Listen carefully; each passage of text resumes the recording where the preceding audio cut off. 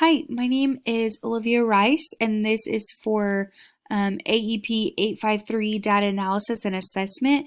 This is my Module 17 Data Analysis Protocol. So I made this kind of infographic to represent kind of like a flow chart. So one concept leads into the other, and it's just kind of forever flowing, and there is no end, if you will. Once you've reached your action plan, it's probably time to analyze your data again, and you'd probably start right back over.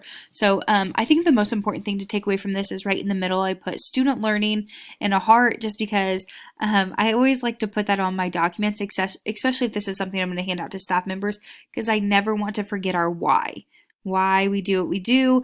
I know now as a classroom teacher, whenever I get something from my administrators, sometimes I look at it and I just think, oh, this is just another thing for me to do. It's just more work. But if we remember our why, then I feel like we kind of accept it, and we start with better attitudes. So I always like to put that somewhere in my document. So in this one, I put it right in the middle to kind of remind everybody why we do these things. So the first part I want to start is in the orange triangle where it says measure and assess data. So and I wrote this out so when they're reading it, they will they're reading it like for themselves, if you will. I wanted to be kind of individualized and make it feel like this is theirs and they can take it and run with it. So I said you collect and organize data in order to measure progress towards an identified goal. So that's obviously our first step. Our second step would be to analyze the information. So data becomes meaningful information when you consider the numbers within the context. This is when you are analyzing and interpreting the data. The third part is synthesize and prioritize the knowledge. So when you tie that information to other information, you have your own information, and that becomes knowledge.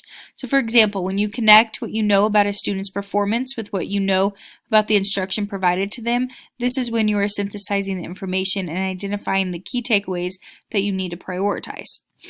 Adjusting the decisions. So you apply that knowledge in order to make a decision, which means you have to adjust or pivot what you are doing, and then implement your action. So when you take action to make changes based on those decisions, for example, you implement a new strategy or instructional tool because the data indicates that it will further support student learning. So I just kind of felt like I made this clear, simple, to the point. I felt like this is even something that they could put near their desk, and they could just kind of always be reminded of why we're looking at our data and why we're changing what we're doing. Kind of the overall goal is to just improve as teachers, improve as learners, improve our student learning. And then at the very bottom, I put a section for notes in case they ever wanted to write something down there that would kind of help them remember something. But I even think this is something where you could take out the white text where it explains what each category means. I could take that out and just put like bullet points, and so each time they analyze their data, they could fill in those bullet points and either keep it for their own reference or turn it into their administrator or their department or whatever it might be. But I just thought this was a cool kind of infographic. It was colorful.